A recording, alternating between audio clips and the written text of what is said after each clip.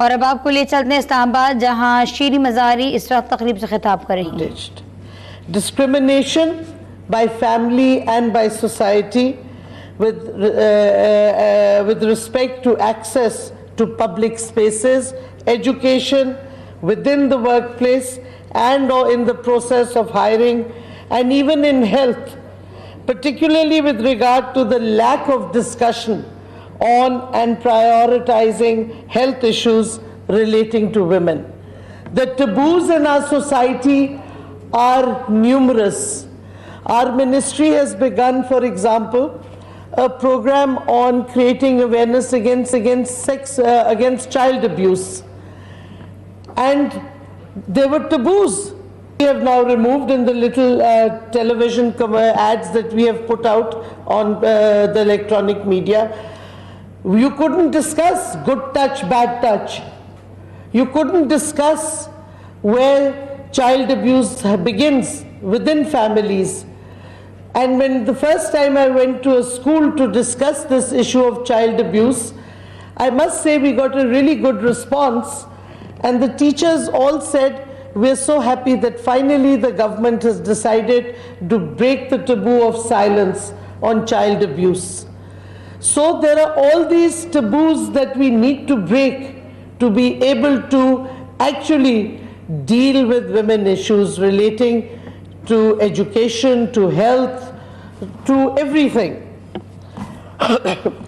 Threats to emotional and physical well-being, including through sexual harassment, assault, rape, acid crimes, the so-called honor killings. I wish we would stop using that word honor for these killings and call them murder, plain and simple.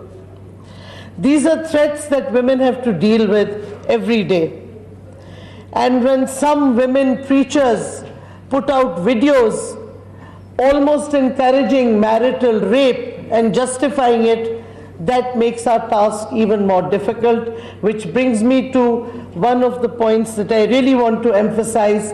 Women empowerment begins with women empowering themselves. The start is women. If we accept discrimination as mothers, when we are raising our children, we will progressively encourage that discrimination at the level of society and then at the level of the state. So women mindsets have to change alongside the male mindset. Personally, as a woman in a largely male-dominated field, and I don't mean politics, but my own professional expertise of over 40 years in defense and security, I have to emphasize the importance of beginning from the home, and that is why I've spent so much time on this. Because that's how I was raised and how I've raised my children, without distinction on the basis of gender. And this brings me to the first step in prioritizing women's issues as national issues. If from your very own home you are taught that you are equal, automatically women are empowered to stand up against injustices and discrimination they may encounter anywhere else in society or within the state. And I also want to add that while there is a need for greater legislative protection in particular areas of concern for women, which is of course the need of the hour, what is more important is implementation of existing laws protecting women. Pakistan is a country that is over-legislated. We have laws, we have to protect women, we have laws against violence and harassment of women, we have laws against child abuse. Point that is not, the point that I want to make is the laws are not implemented.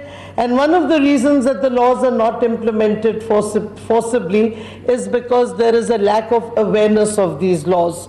So you need implementation and you need awareness. Even where specific laws may not be in place, the fact remains that Chapter 1 of the Constitution of the Islamic Republic of Pakistan establishes certain key protections which the state is obligated to enforce. Article 25 of the Constitution safeguards the equality of all citizens before the law and entitlement of all citizens to equal protection of the law. Additionally, Article 25(2) of the Constitution makes specific references to prohibiting discrimination on the basis of gender. This guarantee of equality and non-discrimination should be kept in mind in enforcing any of the fundamental rights listed in Chapter 1, be it the right to education, Article 25A, or the right to freedom of movement contained in Article 15. If we look at many of our cultural and social issues through a constitutional lens, there is an almost automatic incorporation of women's specific issues into the national mainstream agenda. In fact, this would even help us assess what laws need to be done away with. There are certain laws that now need to be struck down because they fail to comply with the requirements of equality and non-discrimination on the basis of gender. And I want to give one example because I feel very strongly about it, and that is Section 10 of the Citizenship Act of 1951, dealing with the transfer of citizenship to foreign spouses. Under this provision, while a Pakistani man can transfer his nationality to a foreign woman whom he marries, a Pakistani woman cannot similarly transfer her nationality to a foreign man that she may marry. This is in clear violation of the Constitution of the Islamic Republic of Pakistan, and I would call upon our Law Minister and the Law Ministry to take note of this, because you cannot have a law that violates the Constitution of this country. Nevertheless, it is also important to pay, and I'm sure there are other laws. I'm pointing this out because this is a very basic law regarding citizenship, and that is why the discriminatory factor is unacceptable, because it contradicts our Constitution, violates our Constitution. Simultaneously, it is important to pay due regard to international standards concerning promotion of gender equality. With respect to this, it is extremely important for us to be fully aware of the international framework on this, beginning with the push for gender mainstreaming that happened at the Beijing platform of the 4th UN World Conference on Women in Beijing in 1995. The UN ECOSOC in 1997 defined gender mainstreaming as, and I quote, the process of assessing the implications for women and men of any planned action, including legislation, policies, or programs in all areas and at all levels, end quote. The objective of this was to ensure that both men and women's issues and experiences are taken into consideration from start to finish when preparing legislation, policies, and so on. It is quite alarming that this is not a matter of routine procedure even today for all states around the world, ours included, considering the global trends on gender inequality, whether we're looking at violence, trafficking, economic and political structures. And I do want to point out here, because I know UN Women is present here, that UN should also take strong note of the discrimination against women in the Western world, especially in European countries, where women cannot wear, especially Muslim women, where they can't wear the dress that they want to wear, they don't have the freedom to express their social and religious identity, and this happens in the supposedly liberal world of Scandinavia and other countries. So, if we're talking about gender mainstreaming and we're talking about women's rights, then the abuse or the lack of these rights in the Western world must also be addressed. We recognize we have problems in our part of the world and we are moving to rectify them. But there is a lack of recognition even in the West that they are discriminating against women. So I would advise, maybe UN Women should take a lead there as well, that they should look into this issue of discrimination against Muslim women in the West. A lot of experts here are recruited to talk about this issue of gender in Pakistan. It's a very paying profession also of consultancy on gender-based issues. I just want to lay out that what is lacking is not a plan, but a collective will to ensure the following. One, first, that we in the public and private sectors ensure that we include women in all discussions, consultations, and decision-making in all areas. This does not just mean including women on a discussion on sexual harassment at the workplace. It also means including women specifically in policy discussions concerning conflicts, concerning natural disasters. Women are the silent sufferers in conflict zones, including presently, as we all know, in Indian-occupied Kashmir. Women are not included in policies relating to conflicts, natural disasters, and the like, where women are disproportionately often affected, but not included in policy or planning in these areas. And in issues like foreign policy, defense, other related issues, it is assumed that it is a male domain. I beg to strongly differ that the males do not have any particular capacity that gives them a higher right to make decisions in these areas than women. But unfortunately, by and large around the world, with a few exceptions, this is the general assumption. The second point it is the collection and disaggregation of data according to gender in order to understand where interventions, whether legislative or otherwise, are required.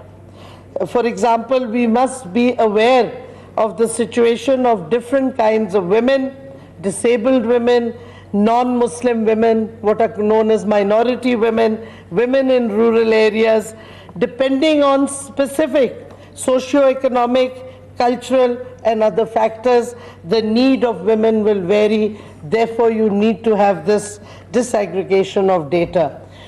Data in Pakistan is lacking. Yesterday, I believe, poverty data was given from about 4 years back, which shows how far we still need to bring our data up to the present. Our ministry has, with UNICEF, started a child labor survey. For the first time after 20 years, a child labor survey is underway, and in the coming months it should be completed, and you can actually follow the progress of the survey on the net. We are also, again, thanks to the UN, especially the Office of the High Commissioner for Human Rights and the UNDP, we are starting an MIS data base for human rights in Pakistan. So we are focusing on data collection because that is extremely important. If we are going to make future plans, we need to have a baseline data, and we've been short on this. Without data, you're just shooting in the dark. Finally, there is this whole thing about mainstreaming women by allocating separate seats for women, separate women wings in political parties, and so on. I have a different viewpoint on this, and I will express it. I have expressed it in my own party and have disagreed with Munaza Hassan, who was president of our women wing in the PTI for a very long time. Intent of this may be good, and certainly it allows those women who don't want to interact with men to participate in politics. Women universities allow women to come into higher education even if they are unable to interact with men. But where does this stop then? Are we going to create a society that is going to be in danger of having a positive type of apartheid, parallel but equal development? I think that is not the way to mainstream women into the national policies and national agendas. Intent is good, but we have to encourage women to come into mainstream of politics, and we must do it by making them electoral savvy. In the Pakistani context, we must allow women to be voted in on women's seats, not rely on their male leadership to appoint them. Our party in the last parliament, in the Electoral Reforms Committee, of which I was a member, we suggested two different methodologies whereby women should be elected on women's seats. And one of the methods that I had suggested was women should be given two votes, one to vote for the general seat candidate and one to vote for the woman in the constituency that she would be contesting, and there was a detailed plan. So unfortunately, no other political party, and I really want to emphasize no other political party, from the liberal left, if there is such a thing, to the extreme right, supported this idea of women being elected on the women's seats. This is unfortunate. Anyhow, Pakistani women, despite all the hurdles, have made great headway in all professions, including, by the way, the military. We have Air Force fighter pilots. Not all countries of the world have that. Also, let me point out, unlike in many developed states, women are not discriminated against vis-a-vis pay scales for the same job. We do not have that discrimination. Apparently, it does exist in some developed countries. But it is now time we mainstreamed women in the political process also on their own merits, not as wives or daughters or sisters of political leaders, but as women who are politically